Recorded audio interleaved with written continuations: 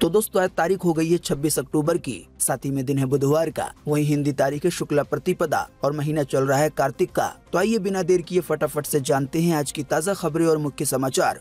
तो ये रही पहली बड़ी खबर। छठ त्योहार पे चलेंगी 84 स्पेशल ट्रेनें। आनंद विहार और नई दिल्ली रेलवे स्टेशन पे यात्रियों के लिए किया गया है खास इंतजाम। जी हां, छठ पूजा के लिए कुछ ही दिन बचे हैं। इस दौरान सबको अपने घर पहुंचने की जल्दी है। इसी की वजह से यात्रियों की तादाद को देखते हुए रेलवे ने कई इंतजाम किए हैं। स्पेशल ट्रेन चलाने के साथ ही एक्स्ट्रा कोच की भी व्यवस्था की गई है, ताकि ज्यादा से ज्यादा यात्रियों को इस पर्व में शामिल होने की सुविधा मिल सके। जानकारी के मुताबिक इतना ही नहीं, स्टेशन के बाहर टेंट लगाकर भीड़ को कंट्रोल करने की भी योजना बनाई गई है। रेलवे स्टेशन के बाहर ये जो टेंट लगाए गए हैं, इनमें टिकट और ट्रेन की जानकारी के साथ ही मनोरंजन और खाने पीने की सुविधा भी उपलब्ध कराई गई है। जानकारी के मुताबिक इस त्योहार पे रेलवे कुल 84 विशेष ट्रेनें चला रहा है। बताया गया है इन 84 स्पेशल ट्रेनों के जरिए 3.5 लाख से ज्यादा लोगों को यात्रा करवाने की तैयारी की गई है। साथ ही जानकारी के मुताबिक 20 मोबाइल शौचालय की भी व्यवस्था की गई है, यानी कि चलते फिरते टॉयलेट। साथ ही यात्रियों की सुविधा के लिए रेलवे ने डॉक्टरों की तैनाती भी स्टेशन पे की है। बताया गया है सुबह 6 बजे से रात 12 बजे तक नई दिल्ली, दिल्ली और आनंद विहार टर्मिनल पे ये तैनात रहेंगे। साथ ही भीड़ को कंट्रोल करने और यात्रियों की मदद के लिए एक्स्ट्रा कर्मचारी की भी तैनाती की गई है। इन कर्मचारियों में सुरक्षा गार्ड्स भी शामिल हैं।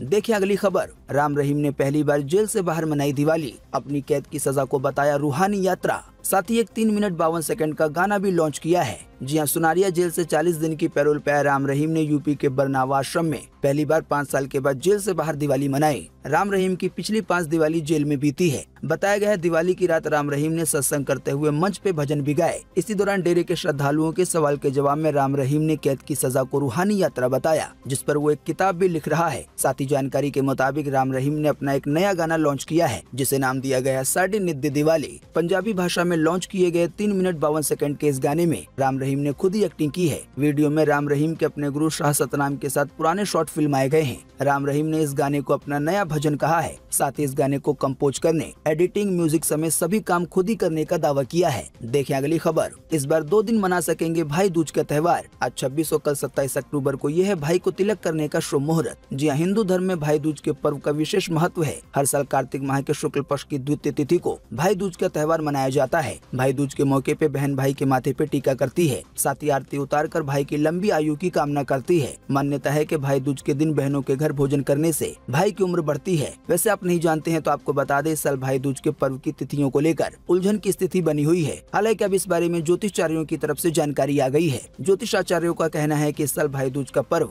2 दिन यानी कि 26 और 27 अक्टूबर को मनाया जाएगा। इस बारे में ज्योति आचार्य डॉक्टर चंडी प्रसाद घिल्डियाल ने बताया है कि शास्त्रों के अनुसार कार्तिक महीने के शुक्ल पक्ष की द्वितीय तिथि पर जिस दिन दोपहर के समय होती है, उसी दिन भाई दूज का त्योहार मनाया जाता है। दोस्तों, अगर आपको ये ज्योतिष वाली बातें ज्यादा समझ नहीं आई तो टेंशन लेने की जरूरत नहीं है। बिल्कुल आसान सी भाषा में कहें तो भाई दूज का त्योहार आज 26 और कल 27 अक्टूबर को भी मनाई जाएगी। 26 अक्टूबर यानी कि आज बुधवार के दिन दोपहर 2:43 से भाई दूज का पर्व मनाना शुभ रहेगा। वहीं कल 27 अक्टूबर को भाई दूज का शुभ समय दोपहर 1:18 से 3:30 तक रहेगा। जानकारी के मुताबिक इस दिन यमराज, यमदूत और चित्रगुप्त की पूजा करनी चाहिए। देखिए अगली खबर। अबू धाबी में जाके फंस गए हैं पंजाब के 100 युवक। इन लोगों ने विदेश मंत्री जयशंकर और पंजाब के सीएम मान से मांगी है मदद। जी हां, रोजगार के सिलसिले में अबू धाबी की एक निजी कंपनी में काम करने गए करीब 100 पंजाबी युवक वहां फंस गए हैं। उन्हें काम से तो हटा दिया गया है, लेकिन पासपोर्ट नहीं दिए गए हैं। इस कारण वो भारत नहीं लौट पा रहे हैं। सामाजिक कार्यकर्ता दिलबाग सिंह ने विदेश मंत्री एस जयशंकर और पंजाब के मुख्यमंत्री भगवंत मान को पत्र लिखकर युवकों की मदद करने की गुहार लगाई है।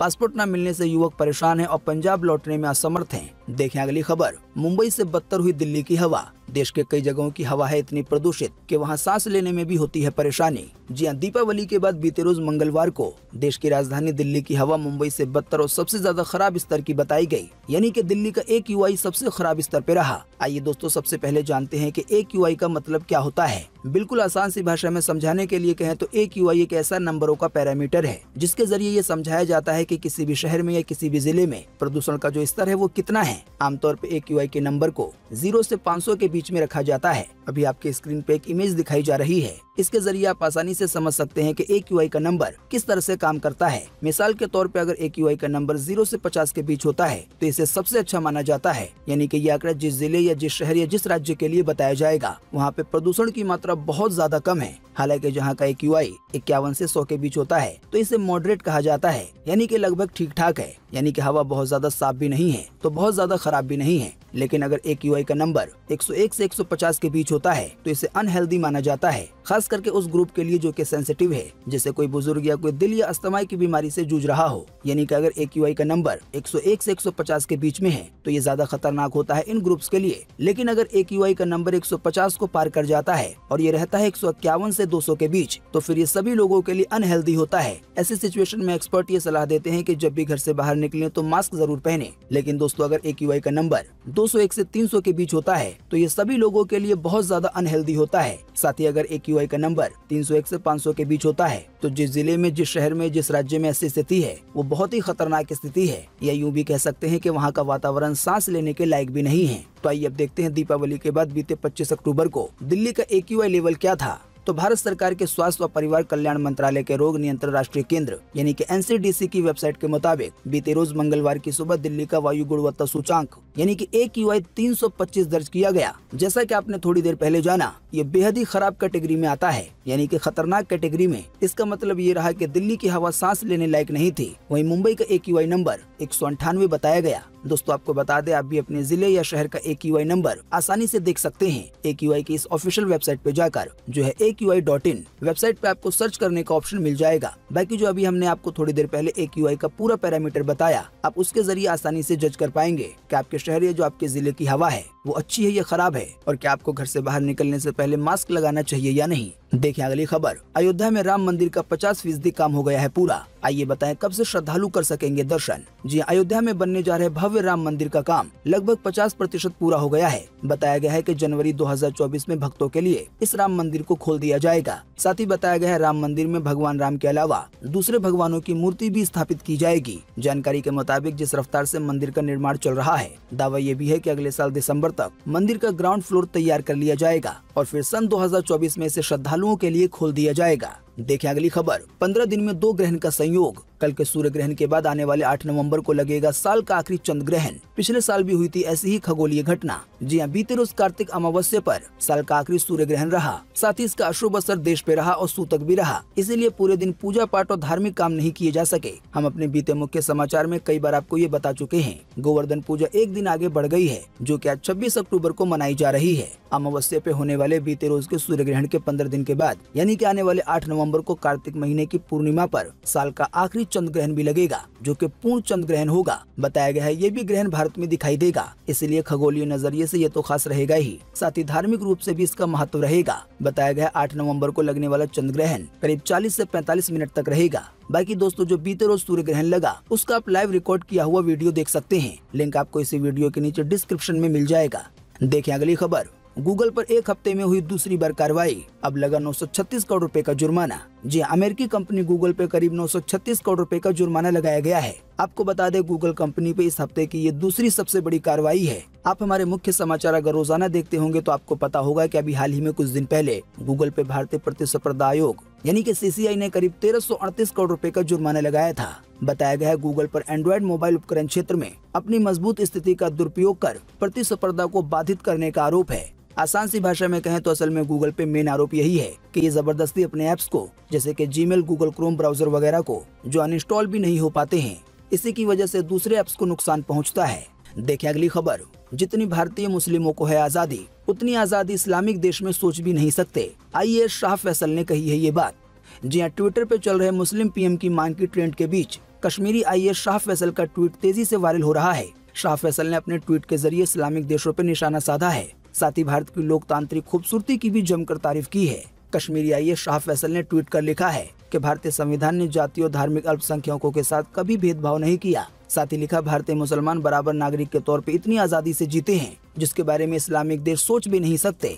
दोस्तों अगली खबर के बारे में बताने से पहले आपके लिए एक बड़ा सर्वे और एक बड़ा सवाल इसी खबर से जुड़ा हुआ। वीडियो देखने वाले जो भी हमारे हिंदू या मुस्लिम भाई हैं, सभी लोग इसी वीडियो के नीचे कमेंट बॉक्स में कमेंट करके बताएं क्या ये शाह फैसल की तरफ से ये जो बात कही गई है इससे आप कितना सहमत हैं, इस पर आपकी पर्सनल राय क्या है। वीडियो को देखने के बाद नीचे कमेंट बॉक्स में अपना जवाब जरूर लिखें। आपके दिए गए जवाब से काफी कुछ पता चलता है। देखें अगली खबर। सितरंग तूफान से बांग्लादेश में हुई 24 लोगों की मौत। असम बंगाल में हो रही है झमाझम बारिश। वहीं मेघालय और मिजोरम में तेज हो गई है हवाएं। जी हां, बांग्लादेश में साइक्लोन सितरंग यानी कि इस चक्रवाती तूफान से 24 लोगों की मौत हो गई है। साथ ही जानकारी के मुताबिक इस सितरंग तूफान ने भारत में भी दस्तक दे दी है। भारतीय मौसम विभाग ने असम, मेघालय, मिजोरम और त्रिपुरा में इसका रेड अलर्ट जारी किया है। रेड अलर्ट का ये मतलब है कि इन राज्यों में भारी से भी बहुत ज्यादा भारी बारिश होने की संभावना है, यानी कि मूसलाधार बारिश। जाहिर बात है इसी की वजह से बंगाल की सीएम ममता बनर्जी ने प्रशासन को अलर्ट मोड पे रहने को कहा है। साथ ही आपको बता दें आने वाले दिनों में इस तूफान का असर देश के दूसरे राज्यों में भी दिख सकता है। दोस्तों आइए आपको लगे हाथ तो अगली खबर में बताते हैं कि आज 26 अक्टूबर 2022 को पूरे देश में कैसा रहेगा मौसम का हाल। मौसम विभाग ने जारी किया है मौसम का पूर्वानुमान। देखें अपनी स्क्रीन पर। जी हां, मौसम विभाग के अनुसार अगले 24 घंटे के दौरान यानी कि आज 26 अक्टूबर को अरुणाचल प्रदेश और अंडमान निकोबार द्वीप समूह के कुछ हिस्सों में हल्की से मध्यम बारिश की संभावना जताई गई है। साथ ही जानकारी के मुताबिक गंगेय पश्चिम बंगाल और उड़ीसा में मौसम की स्थिति में सुधार हो सकता है, यानी कि अभी इन जगहों पे काफी बारिश हो रही है। हवाएं भी तेज चल रही हैं। हालांकि जल्दी हवा की गति सामान्य हो जाएगी। इसके अलावा भी दक्षिण तमिलनाडु और केरल में भी एक दो स्थानों पे हल्की बारिश हो सकती है। साथ ही दक्षिण तमिलनाडु और केरल में भी एक दो स्थानों पर हल्की बारिश की संभावना जताई गई है। बाकी दोस्तों अभी हमने आपको जिन भी शहरों या जिन भी राज्यों के नाम बताए, इन सभी को छोड़कर पूरे देश में मौसम सूखा बने रहने की संभावना है। देखिए अगली खबर। नेपाल में मना कुकुर तिहार का त्योहार। साथ ही तिलक आरती से कुत्तों की वफादारी का शुक्रिया अदा किया गया। जी हां, नेपाल में 5 दिनों तक चलने वाले तिहार फेस्टिवल की शुरुआत बीते 23 अक्टूबर से हो गई है। इसी त्योहार के दूसरे दिन कुकुर तिहार मनाया गया। आप नहीं जानते हैं तो आपको बता दें, इस दिन कुत्तों को उनकी वफादारी के लिए देवदूत के रूप में उन्हें पूजा जाता है। वहीं इस त्योहार के पहले दिन काग तिहार होता है, जिसमें कौवों के लिए छत पे पकवान रखे जाते हैं। देखिए अगली खबर। वैशाली ठक्कर सुसाइड केस में आया नया अपडेट। वैशाली के दोस्त निशांत मलकानी ने बताया कि वो लंबे समय से डिप्रेशन में थी और इससे निकलने के लिए साइकियाट्रिस्ट की मदद ले रही थी। जी हां, शायद आप जानते होंगे कि टीवी एक्ट्रेस वैशाली ठक्कर ने बीते 16 अक्टूबर को सुसाइड कर लिया था।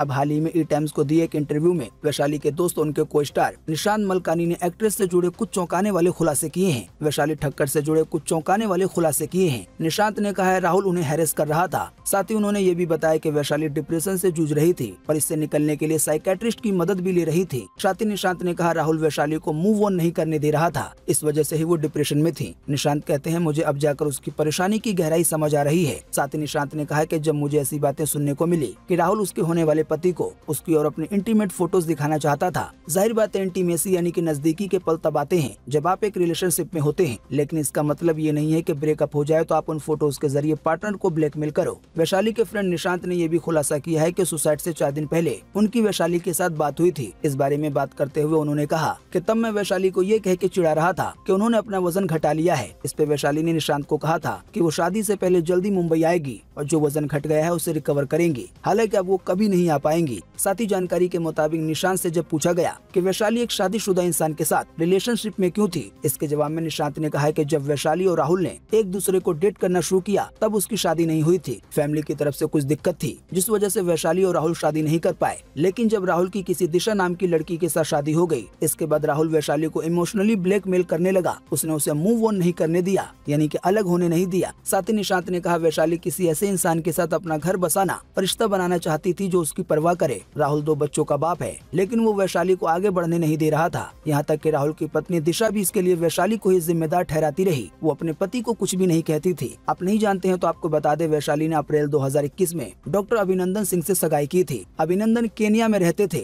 बताया जा रहा है लॉकडाउन के दौरान दोनों की मुलाकात मैट्रिमोनियल साइट पे हुई थी। वैशाली ने सोशल मीडिया पे सगाई की खबर अपडेट करने के 1 महीने के बाद ही रिश्ता तोड़ने की खबर भी डाल दी थी। साथ ही बाद में वैशाली ने अपनी सगाई की तस्वीरें भी सोशल मीडिया से हटा दी। बताया गया है सगाई तोड़वाने के पीछे राहुल का हाथ था। दोस्तों आप नहीं जानते हैं तो आपको बता दे, एक बड़ा ही फेमस सीरियल है जिसका नाम है ससुराल सिमर का। वैशाली ठक्कर को इस सीरियल से काफी फेम मिला था। हालांकि वैशाली ठक्कर के सुसाइड करने के बाद उनके सुसाइड नोट से ये पता चला कि राहुल नाम का एक लड़का उन्हें परेशान कर रहा था, जो कि असल में पहले उनका बॉयफ्रेंड ही था। इसी की वजह से वो इतना ज्यादा डिप्रेशन में आ गई कि उन्होंने सुसाइड कर लिया। वैशाली का शव इंदौर में उनके घर पे मिला। वैसे आप नहीं जानते हैं तो आपको बता दे, राहुल को गिरफ्तार कर लिया गया है। देखिए अगली खबर, मध्य प्रदेश के इस जिले में गोलगप्पे बेचने पे लगाया गया प्रतिबंध। आइए बताएं पूरी जानकारी। जी हाँ, अगर आप मध्य प्रदेश के हैं और आप सड़क के किनारे लगे ठेलों में फुल्की खाने के शौकीन हैं, यानी कि गोलगप्पे, तो आपके लिए ये काम की खबर है। जानकारी के मुताबिक दरअसल मध्य प्रदेश के मंडला जिले में फुल्की यानी कि गोलगप्पे खाने से 100 से ज्यादा लोग बीमार हो गए हैं। इसी के बाद प्रशासन ने एहतियात बरतते हुए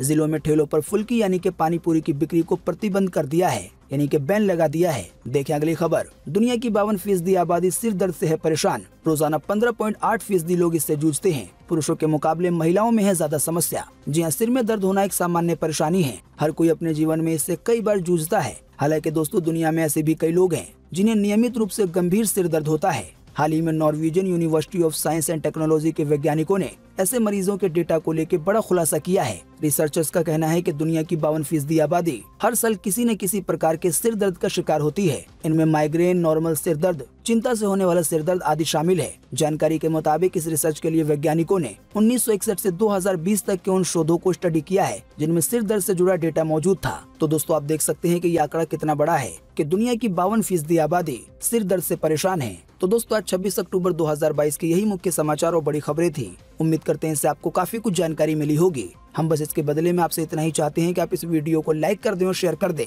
क्योंकि आपका लाइक और शेयर करना ही होता है हमारी मेहनत का फल। वीडियो देखने के लिए आपका बहुत बहुत धन्यवाद। Thanks for watching.